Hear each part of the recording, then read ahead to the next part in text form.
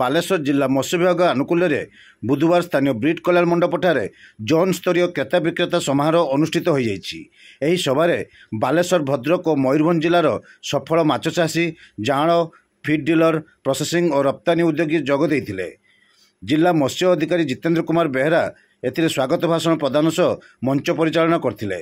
ଏହି ସଭାରେ ଜିଲ୍ଲା ମୁଖ୍ୟ କୃଷି ଅଧିକାରୀ ଲକ୍ଷ୍ମଣ ଚନ୍ଦ୍ର ମୁର୍ମୁ, ଜଳ ବିଭାଜିକା ପ୍ରକଳ୍ପ ନିର୍ଦ୍ଦେଶକ ଜ୍ଞାନରଞ୍ଜନ ଆଚାର୍ଯ୍ୟ, ଅଗ୍ରଣୀ ଜିଲ୍ଲା ପ୍ରବନ୍ଧକ ୟୁକୋ ବ୍ୟାଙ୍କର ଅମିତ କୁମାର, ଜିଲ୍ଲା ପ୍ରକଳ୍ପ ସଂଯୋଜକ ମିଶନ ଶକ୍ତି କାର୍ତ୍ତିକ ଚନ୍ଦ୍ର ନାୟକ, ମୁଖ୍ୟମନ୍ତ୍ରୀ କୃଷି ଉଦ୍ୟୋଗ ଯୋଜନାର ଜିଲ୍ଲା ପ୍ରକଳ୍ପ ସଂଯୋଜକ ଅଭିଜିତ ପାଢ଼ୀ, SEAI ଉପସଭାପତି ସଂଗ୍ରାମ ଦାସ, MPEDAର ଉପନିର୍ଦ୍ଦେଶକ ଅର୍ଚ୍ଚିମାନ ଲହରୀ, ଅତିରିକ୍ତ ମତ୍ସ୍ୟ ଅଧିକାରୀ ମୟୂରଭଞ୍ଜ ଆଲୋକନାଥ, ଭଦ୍ରକ ଅତିରିକ୍ତ ମତ୍ସ୍ୟ ଅଧିକାରୀ ଜାନକୀ ବେହେରା ପ୍ରମୁଖ ଯୋଗଦେଇ କ୍ରେତା ବିକ୍ରେତା ସମ୍ପର୍କରେ ବକ୍ତବ୍ୟ ପ୍ରଦାନ କରିଥିଲେ।